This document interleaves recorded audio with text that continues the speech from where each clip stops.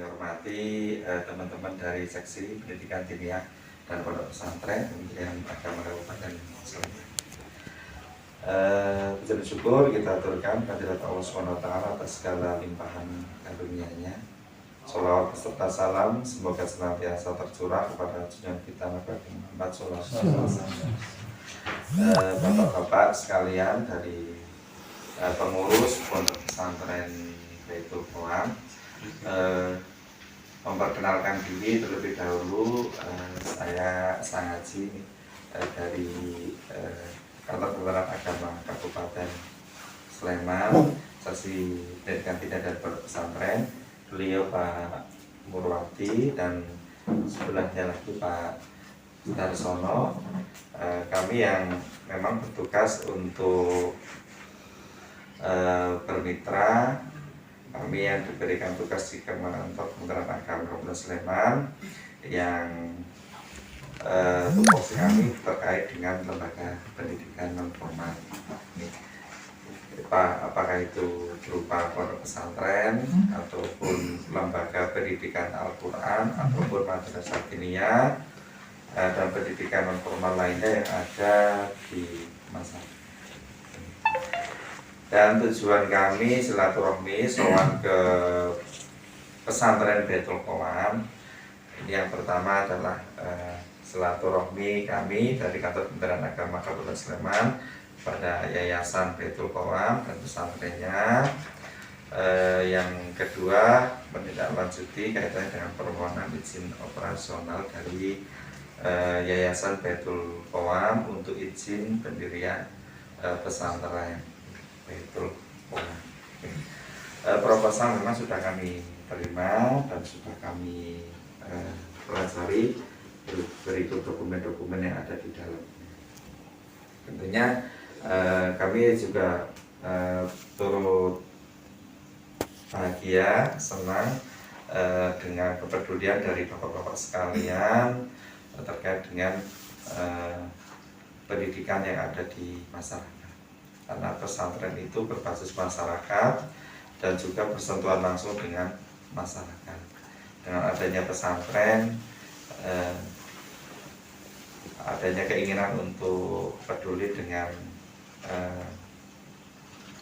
pendidikan yang ada di masyarakat, khususnya pendidikan agamanya. Karena bagaimanapun pesantren itu kan sekarang menjadi lembaga yang diminati juga oleh masyarakat untuk meneruskan pendidikan bagi anak-anak masyarakat. Kami harapkan juga bahwa pesantren Baitul Qoam juga yang sudah sekitar 2 tahun kita 2 tahun berjalan. Untuk berjalannya sudah 14 tahun. Kan panti asuhan. Panti asuhan. Kalau yang sudah berubah menjadi pesantren sekitar 2 tahun terakhir. 2 tahun terakhir ini. Alhamdulillah hanya namanya saja yang kemudian dikembangkan, tapi sistem pendidikannya ataupun pergerakannya yang ada di dalam berbasis keagamaan dan sosial juga kami harapkan juga tetap dipertahankan karena sudah menjadi branding dari Baitul Qoam itu. Dalam Undang-Undang Pesantren nomor 18/2019 bahwa memang tugas dan fungsi pesantren itu kan ada 3 nih. Yang satu pendidikan, fungsinya adalah fungsi pendidikan. Yang kedua fungsi dakwah, yang ketiga pemberdayaan masyarakat. Yang fungsi pendidikan tentunya kami harapkan bahwa di pesantren Baitul Qoam ini pendidikan khususnya agama itu karena memang yang lebih ditekankan adalah agamanya. Kita harapkan juga tetap untuk ditingkatkan tidak hanya pendidikan yang bersifat intelektual ngoten niku nggih Pak Yai nggih, juga dikembangkan juga karakter-karakter kepribadian yang baik, yang yang nantinya anak didiknya juga punya akhlak yang baik, yang akhlakul karimah. Karena bagaimanapun pesantren itu menjadi lembaga yang diminati oleh masyarakat, karena tidak hanya secara intelektual itu dikembangkan, juga akhlaknya juga lulusan-lulusannya, alumni itu diharapkan memiliki akhlak yang baik juga. Dan juga diharapkan bahwa pesantren itu juga dalam memberikan pendidikan, mengembangkan sistem pendidikannya itu Islam yang rahmatan lil alamin. Rahmatan lil alamin. Yang kedua, fungsinya adalah dakwah. Fungsinya dakwah. Nah, ini fungsi dakwah itu, pesantren itu kan tidak terlepas dari masyarakat, mesti melibatkan masyarakat karena tumbuh kembangnya juga dari masyarakat. Pesantren itu diharapkan juga memiliki keterikatan dan keterkaitan dengan masyarakat, sehingga komunikasi dengan masyarakat juga baik. Sehingga ketika tumbuh menjadi anak-anak didik yang merupakan generasi dari Baitul Qoam, namanya pesantren itu adalah anak-anak didik yang bisa mengembangkan keilmuannya di tengah masyarakat juga. Sehingga kami harapkan ada bekal-bekal yang menunjang kemandirian dari anak didik kita. Nah, yang ketiga adalah fungsi pemberdayaan masyarakat. Kalau di sini pemberdayaan masyarakat itulah tidak hanya sebatas pemberdayaan masyarakat secara intelektual, tapi bagaimana pemberdayaan masyarakat juga pada sisi ekonomi. Ini yang diharapkan juga gitu nih. Kalau bergeraknya Baitul Qoam di wilayah sosial itu memang bagus sekali nih. Paling tidak ada kepedulian terhadap masyarakat yang membutuhkan pendidikan, membutuhkan uluran tangan dari Yayasan Baitul Qoam. Maka kami harapkan juga tidak hanya itu, bahwa anak-anak didik yang di Baitul Qoam nantinya menjadi manusia yang unggul dan mandiri. Maka pemberdayaan masyarakat tidak hanya kemudian masyarakat sekitar yang merasakannya adanya pondok pesantren Baitul Qoam, juga anak didik kita juga bisa nantinya selesai itu bisa mandiri secara secara pengetahuan, keilmuannya juga mandiri, secara karakternya juga mandiri, diusahakan mandiri secara ekonomi. Artinya bahwa memiliki jiwa entrepreneur, memiliki jiwa kewirausahaan gitu nih. Maka tentunya ketika dididik di sini ya menumbuhkan jiwa nih. Kalau soal disiplin ya monggo, pasti setiap pesantren itu sudah menerapkan sistem pendidikannya yang bagus untuk membangkitkan kemandirian anak-anak itu. Karena sekarang kalau di Kementerian Agama itu sedang menggalakkan, atau memang salah satu dari program prioritas itu adalah kemandirian pesantren. Nah, ini yang program prioritas di Kementerian Agama adalah kemandirian pesantren. Pesantren itu mandiri, diharapkan mandiri secara ekonomi, bisa menjalankan, mengoperasionalkan pesantrennya itu secara mandiri. Sangat diharapkan seperti itu. Kalau toh ada bantuan dari pemerintah, baik pemerintah pusat, pemerintah daerah, adalah hanya sebatas stimulan untuk kemandirian pesantren. Dan di samping itu juga anak didiknya, santri-santrinya itu juga santri-santri yang punya karakter mandiri, itu yang sangat diharapkan. Kalau hal ini bisa diwujudkan, ya insya Allah siswa-siswa, santri-santri kita itu secara intelektual bisa memperoleh ilmu yang baik, secara karakter juga memiliki akhlakul karimah, secara kepribadian siap mandiri dan terjun ke masyarakat. Nah, itu kaitannya dengan fungsi dari pesantren. Dan untuk kaitannya dengan izin operasional, Bapak-bapak sekalian, proposal yang sudah kita terima kita tidak lanjuti, dan kami mohon maaf atas keterlambatannya. Kok belum soal ke sini gitu nggih. Agak lama juga gitu. Agak lama juga.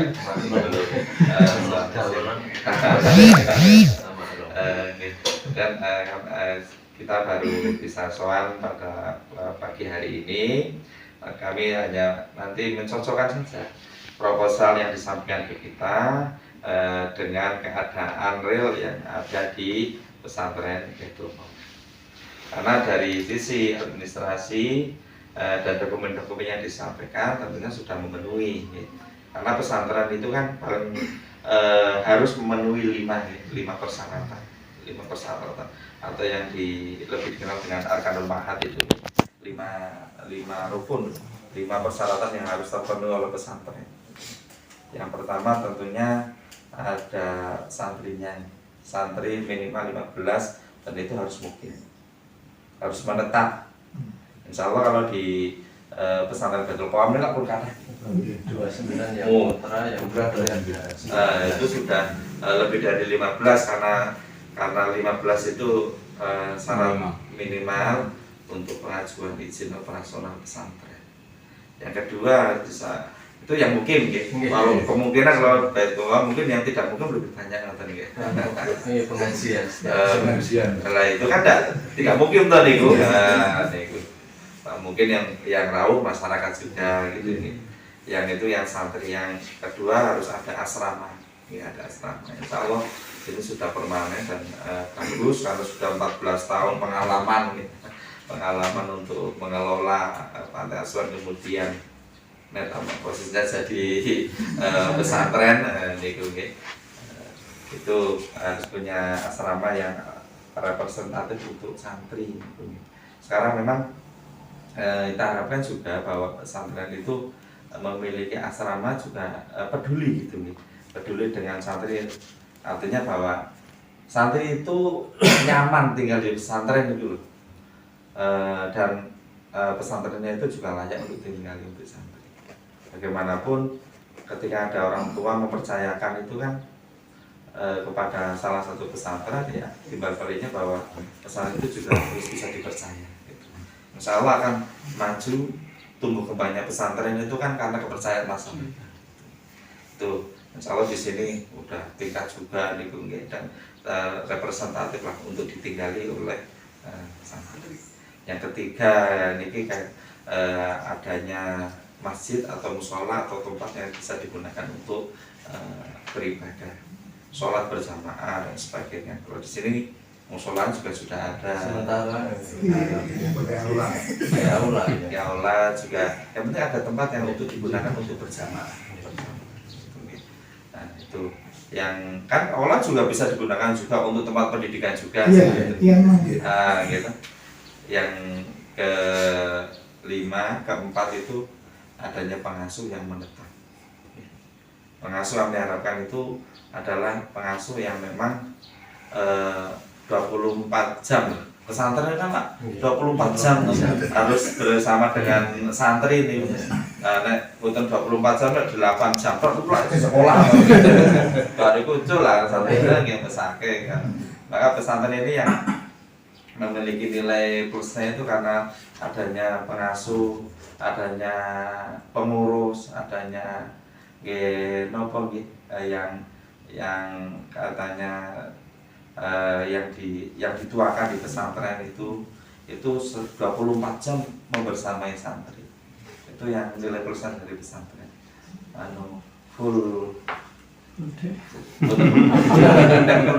hanya satu sore ini full net ya harus 24 jam itu gitu. Full kontrol. Karena nanti pengasuh itu akan dicontoh oleh santri. Setiap hari ketemu santri akan mencontoh ya suatu masalahnya itu ya di pengasuhnya menjadi masalahnya itu yang kelima kurikulum pesantren itu. Kajian-kajiannya itu juga ada kajian kitab-kitab dan sebagainya. Kurikulum pesantren berbeda dengan kurikulum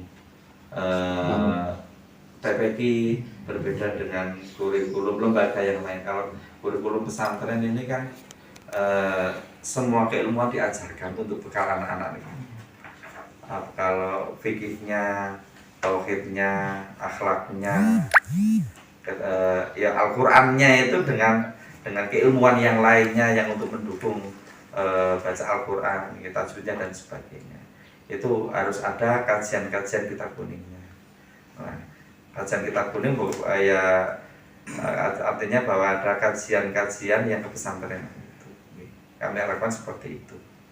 Kalau untuk anak-anak yang lebih dewasa mungkin beliau Pak Yai ngajar yang tafsirnya, nanti fikihnya pakai nopo, tadi kan ada kurikulum yang jelas, sistematis yang diajarkan di pesantren itu. Itu kami harapkan lima hal ini harus terpenuhi oleh pesantren yang mengajukan izin. Di samping itu kan ada surat pernyataan itu, yang dengan 9 poin itu, bahwa pesantren itu yang harus mengajarkan Islam yang rahmatan lil alamin, gitu. Harus setia terhadap NKRI dan sebagainya. Itu karena bagaimanapun pesantren itu kan untuk mencetak generasi bangsa Indonesia. Terjun ke masyarakat berbeda-beda kan masyarakatnya ini. Kalau tidak dibekali dengan kecintaan terhadap NKRI dan sebagainya, kesetaraan Pancasila, maka terus ke masyarakat malah ditolak oleh masyarakat karena repot gitu. Maka 9 poin surat pernyataan itu memang sangat ditegaskan. Insya Allah dari pertemuan kita silaturahmi itu yakinlah bahwa pesan ini sudah memenuhi seluruh persyaratan untuk izin operasional pesantren.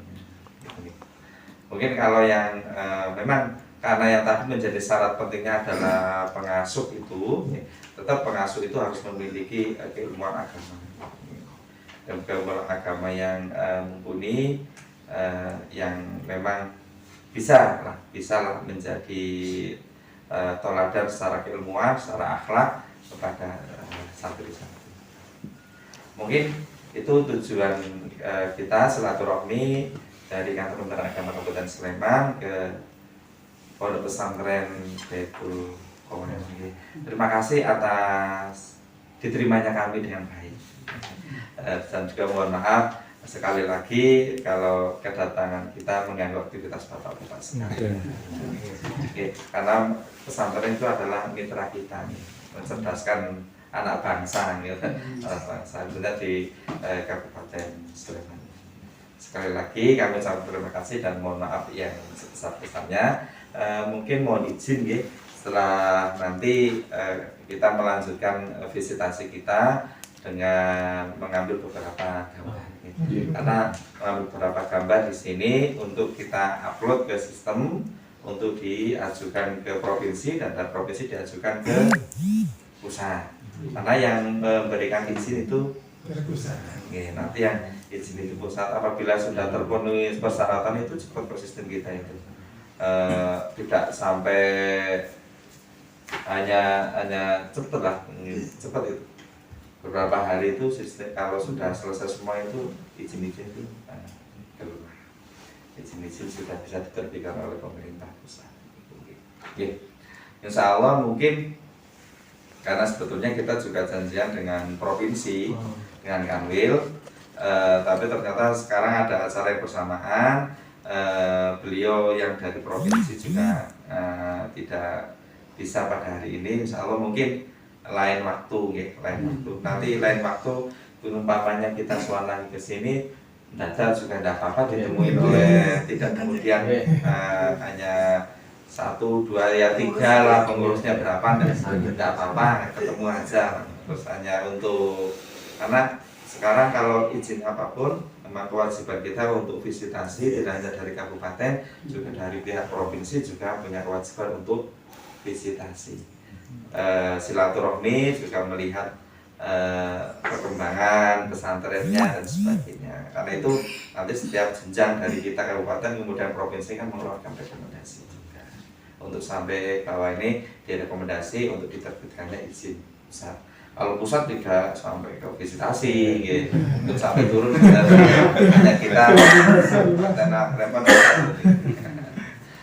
Karena karena wilayahnya juga se-Indonesia gitu. Nah, itu dicukupkan di kabupaten dan provinsi.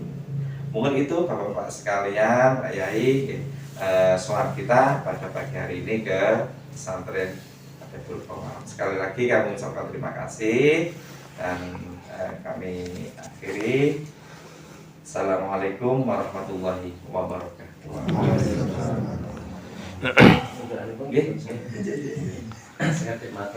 Assalamualaikum warahmatullahi wabarakatuh. Waalaikumsalam warahmatullahi wabarakatuh. Alhamdulillah wa syukurillah wa hawla wa la quwwata illa billah.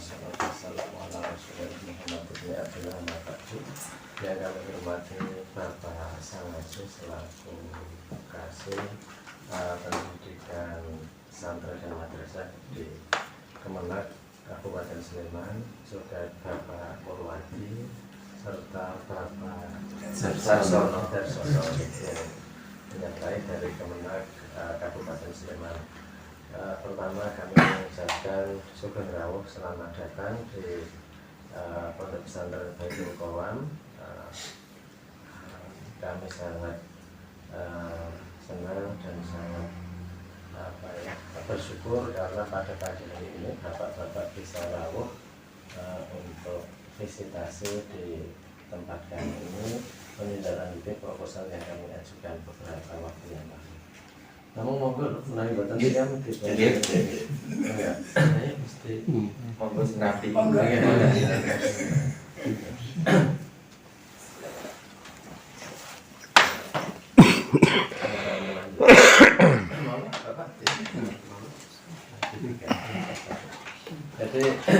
Jadi kami sampaikan bahwa memang asalnya ini adalah panti asuhan Singgih dan Pak Purwadi dan Pak Darsono. Jadi itu sudah berdiri 2009. Jadi ketika itu memang ada anak yang keluar karena memang keluarganya kurang bisa merawat, lalu kemudian kebetulan itu ingin nunut di salah satu rumah pengurus ya, lalu kemudian kita jadikan embrio untuk panti gitu ya. Akhirnya alhamdulillah berjalan sejak 2009 itu dari yang awalnya satu orang tadi gitu ya, hanya nunut, kemudian kita kebetulan Pak Supri itu punya rumah yang tidak ditempati gitu ya. Jadi ketika itu kita pinjam untuk panti asuhan. Nah, setelah berjalan 13 tahun ya, 14 tahun ya, resmi kita akta notaris 2010. Kemudian kita juga panti asuhan itu mendapat izin operasional dari Dinas Sosial dan Dinas Perizinan satu itu di provinsi. Kita juga sudah diakreditasi untuk panti asuhan gitu ya.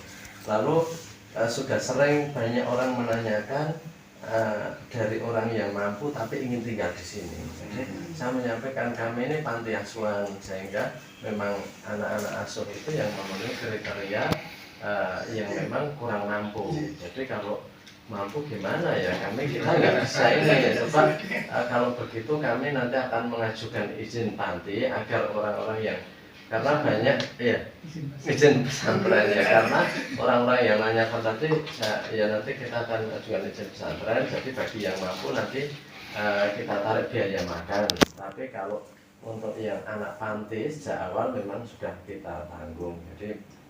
Jadi sekarang ini kita maksimal kemarin ada 62, itu memang juga ditanggung oleh kita semuanya untuk biaya sekolah, dan alhamdulillah itu bisa berjalan.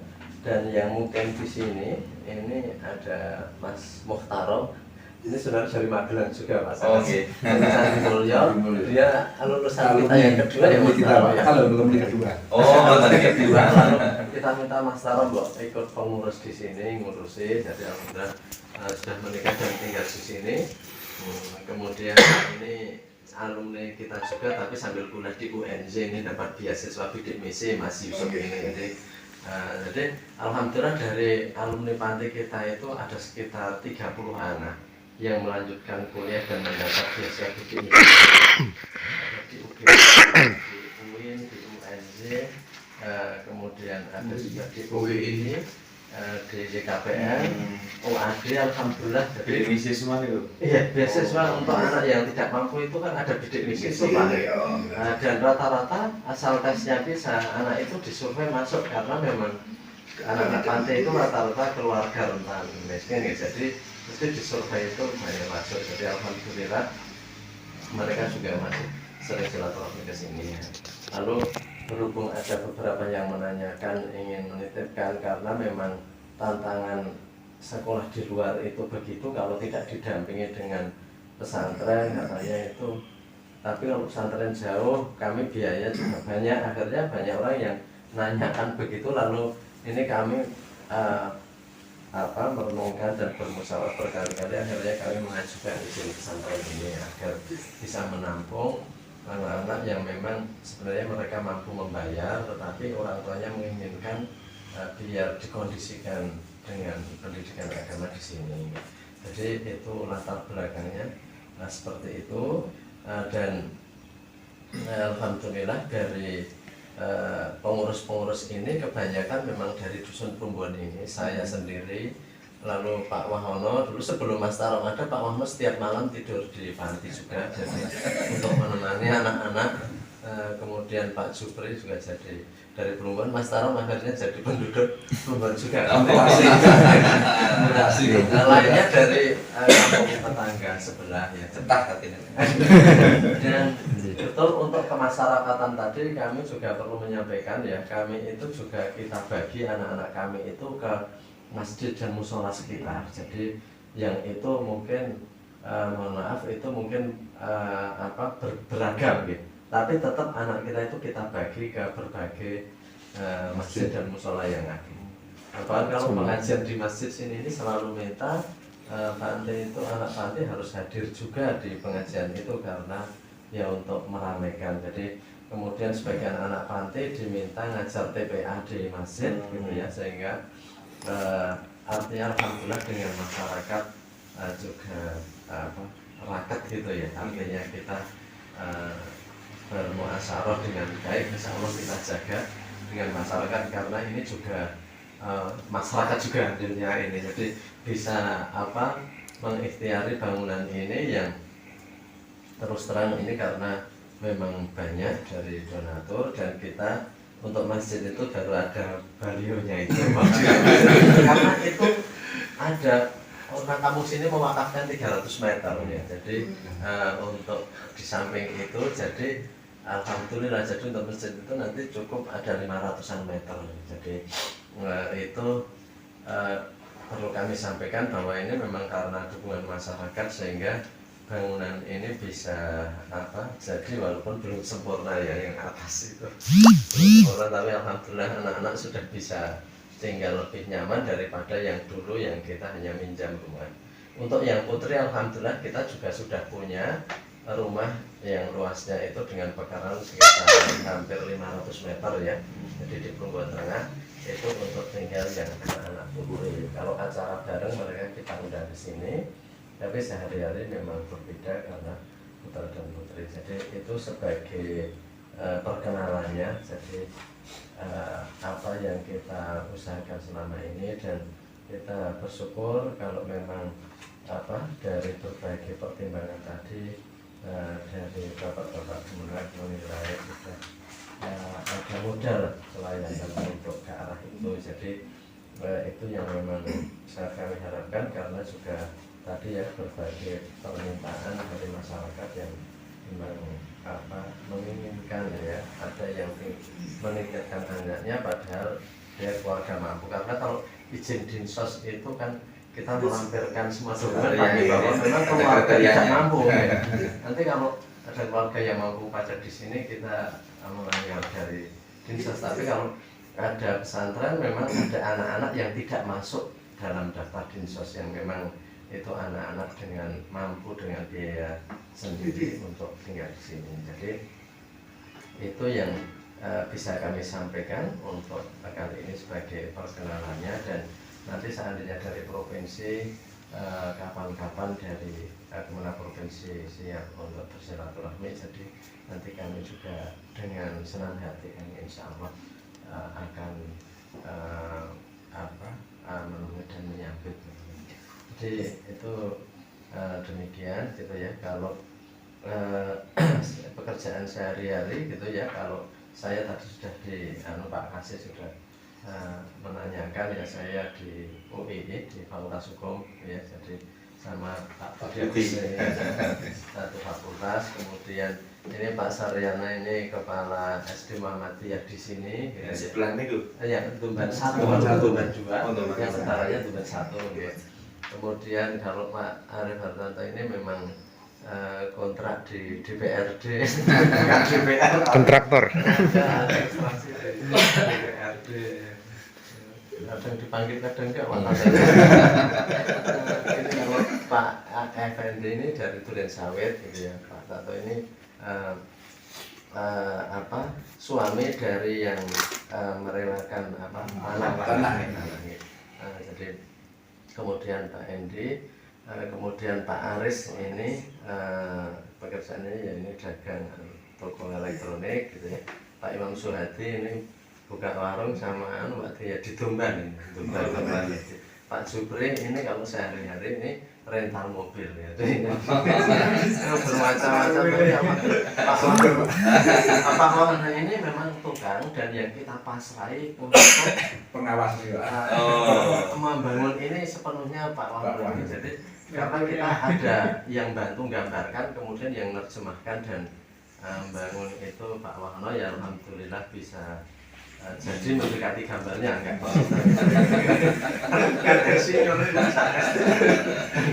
ini Mas Yusuf ini nyambi kuliah di UNJ tapi tinggal di sini untuk ngawasi anak-anak. Jadi yang putri juga ada yang ngasuh juga tinggal di sana, itu kalau siang dia kuliah gitu ya. Tapi saya kan di dekat asrama yang putri, jadi kalau ada apa-apa mungkin itu sekilas perkenalan kan.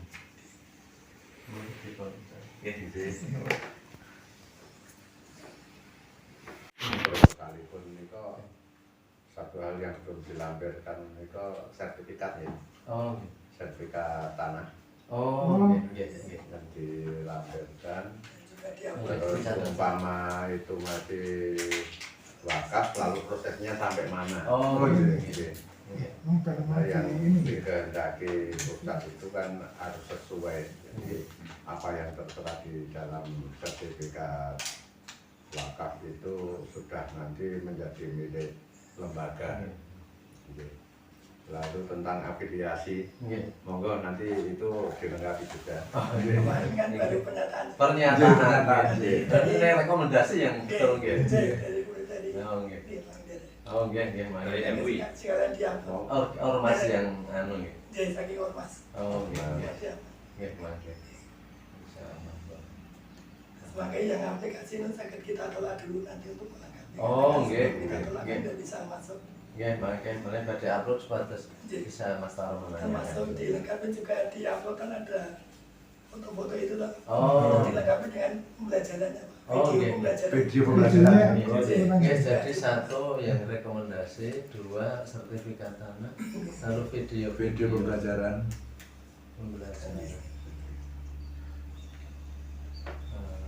Jadi kalau pagi ini untuk anak-anak aktivitasnya sekolah. Jadi sekolah di luar karena kita belum mampu kalau diantar jemput oleh pondok atau kita siapkan semua sepeda. Sepeda motor itu ada di Gindol, di SMK Muhammadiyah Sanggeran, kemudian yang nilainya bagus ada di SMA Negeri, di SMP 1 ini juga ada di SMK Negeri Jamblangan. Saya kan paling jauh, jadi nyepeda. Tapi kita memang sudah nyampaikan kalau kamu itu kepengen ke saya kan, kita itu hanya bisa memfasilitasi sepeda.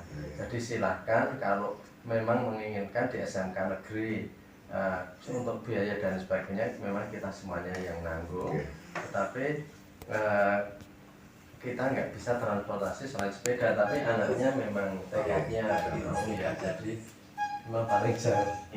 Dari pohon pandu supaya anak itu betul-betul yang masih seusia sekolah ya bisa menempuh pendidikannya dengan baik. Jadi jangan sampai ada yang drop out karena seperti yang di Pak Kasih itu karena mungkin tidak kuat membayar di sekolah A, ijazahnya ditahan padahal harus melanjutkan pendidikan berikutnya. Ini bisa kita jaga bersama-sama. Karena seringkali kita yang sok dibuat repot orang tuanya datang ke Kemenak ini nggak mau melanjutkan, nggak bisa mengambil ijazah, minta fotokopinya aja nggak boleh. Jadi kita karena sudah lama berhubungan itu Pak, jadi kita dengan kepala sekolah di mana saya kan, apalagi kalau yang swasta ya, ini dengan kami sudah sangat baik. Jadi kalau ada misalnya kekurangan karena tahu asal tahu dari panti, beliau itu sudah pada maklum. Jadi insya Allah panti itu akan membayar, hanya mungkin waktunya terkadang mulur sedikit. Tapi kita jelas membayar. Jadi sehingga kepala sekolah sudah pada maklum, nggak apa-apa kalau untuk anak panti ini biar dia lulus ijazahnya langsung diberikan karena panti ada yang tanggung jawab. Jadi nanti insya Allah juga kita penuhi. Termasuk persyaratan saya melihat bagus sekali ya. Jadi memang harus anak itu menyertakan dokumen kependudukan itu memang wajib. Karena kadang pondok itu terlalu asik dengan penerimaan santrinya sehingga kadang dokumen kependudukannya nggak bagus. Tidak disyaratkan di sini bagus, termasuk kalau warga miskin dari keluar tempat asal ya memang harus disertakan supaya nanti pada saat masuk di Sleman itu bisa langsung istilahnya kalau ada PIP langsung. Memudahkan menawi sakit mawon niku Pak, ampamane sakit niku riyen mboten enten-enten niku kan kedah biaya sendiri ya sing awak. Sakniki alhamdulillah kalau sudah ada seperti itu.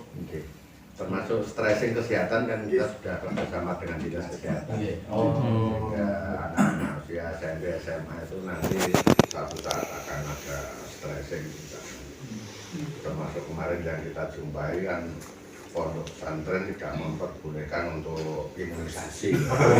Yang akhirnya menjadi titik ketidakberhasilan Sleman itu karena tidak boleh. Akhirnya kita mediasi harus kumpul, tidak boleh kenapa. Terus satu hal nih kok,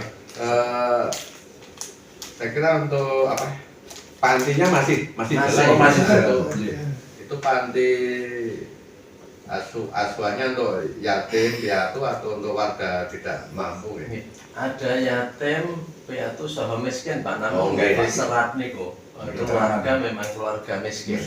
Itu ada dokumennya, jadi memang dari mana saja kita terima selama itu dan daya tampung kita masih mampu. Daya tampungnya maksimal ya 60 kita ini kalau itu kan sebatas untuk menjawab kami. Jadi kita kan kadang ditanyakan dari pihak yang mampu memberikan bansos itu kami ditunjukkan untuk pondok pesantren atau panti asuhan, yatim piatu. Bahkan juga sulit juga ke tempat Sumargi Pak Budi Parjiman itu aja ada berapa Pak? Ya itu jumlah jari aja kadang-kadang. Padahal mau dibantukannya itu beberapa tempat yang jumlahnya banyak. Juga Mas Taron ya, dulu dari kemana kita kan bantu sahur itu ya pas pandemi itu yang datang malam hari. Basis nggih. Basis ini nggih kita pikantuk kok Mas Taron nunggu jam 2 malam kita. Sahur ini. Pikantuk tinggal nggih alhamdulillah. Program sahur ya. Ya terus nih nanti kalau izin sudah keluar, kemudian untuk administrasi dari pesantren itu nanti kan kita sudah punya sistem emis itu ya. Dari admin di sini operator yang pondok pesantren nanti bisa menghubungi beliau Pak Tarsono kaitannya dengan pendataan di emis itu. Diberikan surat tugas khusus dari pesantren memberikan tugas. Operatornya siapa? Biasanya kan rata-rata operator di sini yang punya kemampuan IT itu di saat mengelola emis itu. Karena sekarang sistem di kita itu semuanya kan pakai aplikasi, pakai kalau terkait dengan pendidikan dan tenaga pendidikan kita pakai emis itu. Nanti kan pakai emis itu nanti dari admin nanti kan bisa komunikasi terus dengan kita. Terus ini juga penting juga katanya dengan siswa yang nantinya akan meneruskan ke luar negeri umpamanya ke luar negeri dan sebagainya, pembuatan paspor dan sebagainya. Kalau masih ada kaitannya dengan pesantren kan larinya ke kita, karena nanti untuk pengajuan rekomendasi dan sebagainya, pembuatan paspor kan larinya kita.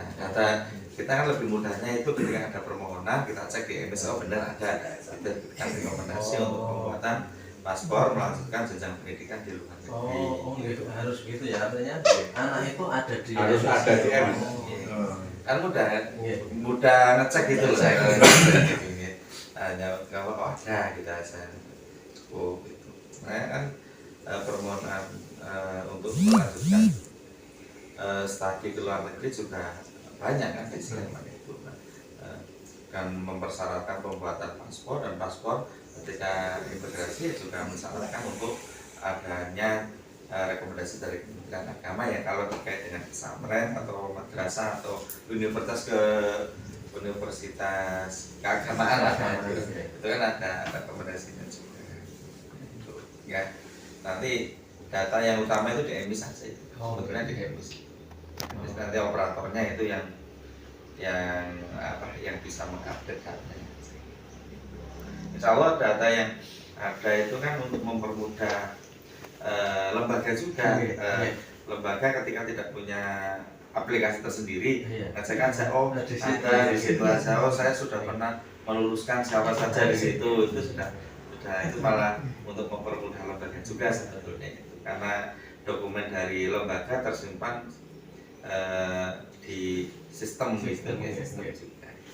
Terkadang ya kertas secara fisik itu sok tering saudara. Kalau ada di sistem malah screenshot nanti Tidak masuk di sistem emis itu enak karena termasuk sistem bantuan pesantren kan harus lewat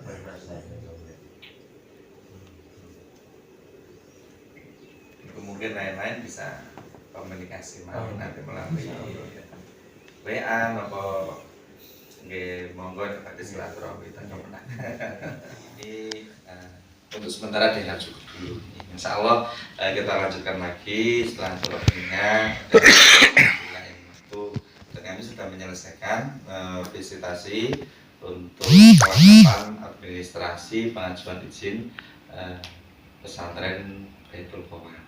Nanti seumpamanya ada kekurangan atau harus ada hal-hal yang perlu dilengkapi, nanti kita bisa berkomunikasi melalui apa yang perlu dilengkapi. Dan dari aplikasi kemarin diajukan kan bisa memantau sampai di mana perjalanan dari pengajuan izin kan bisa dipantau nih kalau pergerakannya. Oh ini sudah sampai di mana, kemudian sampai Kanwil, oh sudah sampai di pusat, oh pusat dikembalikan lagi, harus dilengkapi lagi, atau pusat sudah diterima menunggu SK dan piagam izinnya, atau di Tengkumawan itu sambil ya dipantau-pantau lah gitu. Nah, kalau memang ada keterlambatan dari kami gitu, untuk mohon digarapke gitu gitu.